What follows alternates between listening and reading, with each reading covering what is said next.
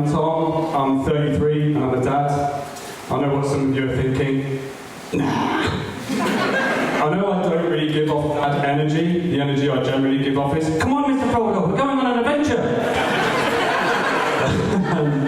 But yeah, I got my girlfriend pregnant after knowing her for 3 months. We met in February, she was pregnant by May.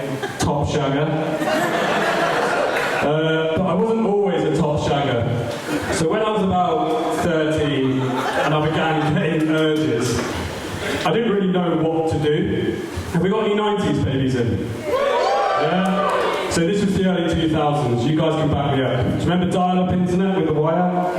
Yeah? Calling the internet to the shared family computer between your whole family. Cookies were still just a biscuit. It was a completely different time. So basically, I had nothing to go off and I didn't really know how to control these urges. And that resulted in me masturbating like this. For anybody who can't stand, just imagine someone knocking a door. Who's there? It's me, Tugimoto. But that lasted for 3 years. 3 years of this. Until one day, I was walking home from school, out of nowhere, my best mate Taylor just turned around to me and went, Lammy, you are such a wanker. And I remember thinking to myself, Taylor doesn't know how to masturbate. But I thought, I'll go home and I'll try out Taylor's technique. So I went home, called the internet and cracked on. But doing masturbating this way, there were some problems, basically. So I couldn't stretch my foreskin past a certain point. So I was absolutely terrified. So I called the GP. I was like, my dick doesn't work, come in!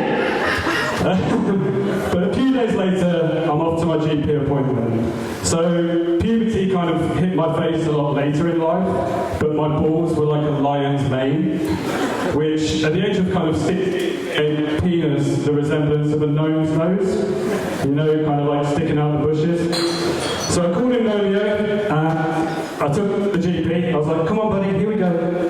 And we got diagnosed with tight foreskin, and we needed surgery. And I do refer to me and my penis as we, because we've been through a lot together. So a few weeks go by, well, maybe a few years, it is the NHS. And I'm being prepped for my surgery. And the surgeon comes in and he goes like this. Hiya buddy. What we're going to do is we're going to cut your penis like a duck's beak. You know, quack quack. Extend your banjo string and then you can finally see your band. Alright mate? Now it was really weird because I was stood up. And I wasn't much shorter then than I am now. But I was like, yeah, sounds great. Do you make eye contact with every body organ you're about to operate on? But the surgery went well, it all went fine. As I said, I was 16. It was under general anaesthetic, which made it even more terrifying. But also quite ironic, because I was getting knocked out after knocking one out. But yeah, I'm sure everybody in this room has had an embarrassing moment. You know, maybe you've tripped over in public, you've leant in for a kiss, they pulled away.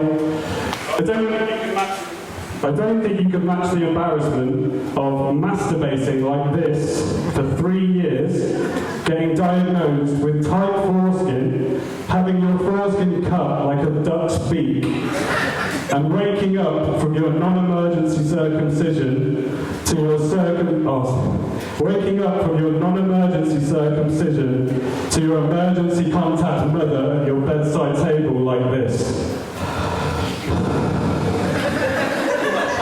Why didn't you just tell me, Tom?